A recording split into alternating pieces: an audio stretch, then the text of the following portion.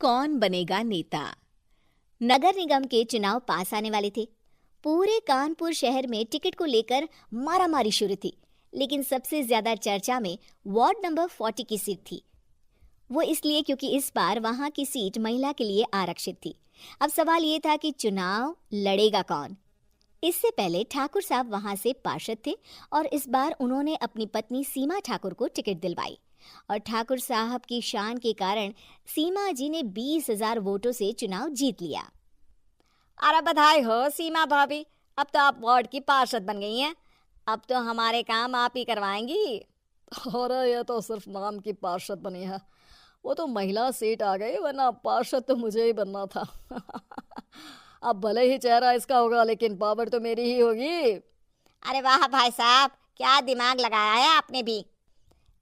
आइए आप लोग, खाना लगा दिया है सबके लिए। सीमा जी पार्षद बन चुकी थीं, फिर भी उनकी एक ना चलती। सारे काम ठाकुर साहब खुद ही संभाल लेते और जहां जरूरत पड़ती वहां सीमा जी का अंगूठा लगवा लेते। सीमा जी ज्यादा पढ़ी लिखी भी नहीं थी। एक दिन ठाकुर साहब और सीमा एक प्रोग्राम में जाते हैं। अरे ठाकुर साहब, आप आ गए। ओहो, पार्षद मैडम भी आ गई हैं। स्वागत है आप दोनों का। लगता है हमारे पार्षद फंड का सही इस्तेमाल हो रहा है। चलिए अब उद्घाटन करते हैं। ये लीजिए ठाकुर साहब कैची, आप ही सबसे पहले प्रवेश कीजिए। सब लोग आगे निकल जाते हैं और सीमा जी पार्षद होने के बावजूद भी पीछे खड़ी रह जाती हैं। वो देखती हैं कि वेलकम बोर्ड पर उनका नाम है, लेकिन महिला होने के कारण कोई उनका सम्मान नहीं कर रहा। अगले दिन एक आदमी उनके घर आता है। अरे ठाकुर साहब नमस्कार। कल ना हम नोटिस किए कि हमारा घर तो अवैध है और नगर निगम वाले उसे तोड़ने आ रहे हैं। अरे कुछ कीजिए ना ठाकुर साहब। देखो भाई, मैं तो ज्यादा कुछ कर नहीं सकता, पर अगर तुम सबकी जेब गर्म कर दो तो कुछ हो सकता है। कुल मिलाकर 4 लाख लगेंगे। अरे 4 लाख ठाकुर साहब? अरे भाई, मैं अपने लिए नहीं मांग रहा हूँ। दरोगा है, इंजीनियर बाबू है, बड़े साहब है, सबको देना पड़ता है ना थोड़ा थोड़ा। बोलो है मंजूर? तभी वहां अचानक सीमा जी आ जाती हैं। अरे ये आप क्या कर रहे हैं?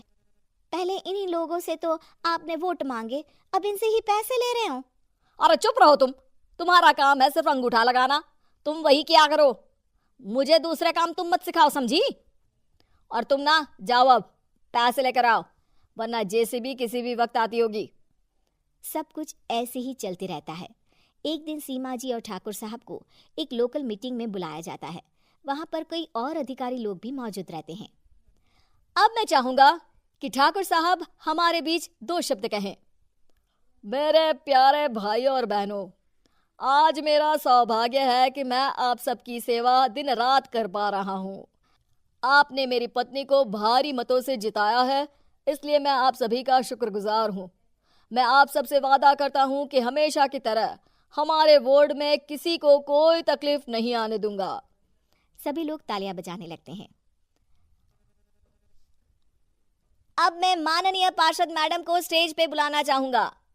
अपने नाम को बुलाया सुनकर सीमा जी एकदम चौंक जाती हैं। उन्हें बिल्कुल उम्मीद नहीं थी कि इतनी बड़ी जगह उन्हें मंच पर बुलाया जाएगा।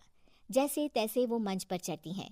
ऊपर जाते ही सीमा जी को सारी पुरानी बातें याद आ जाती हैं कि किस तरह उनके पति उन्हें कभी भी आगे बढ़ने नहीं देते और उनके नाम से गलत काम करते हैं।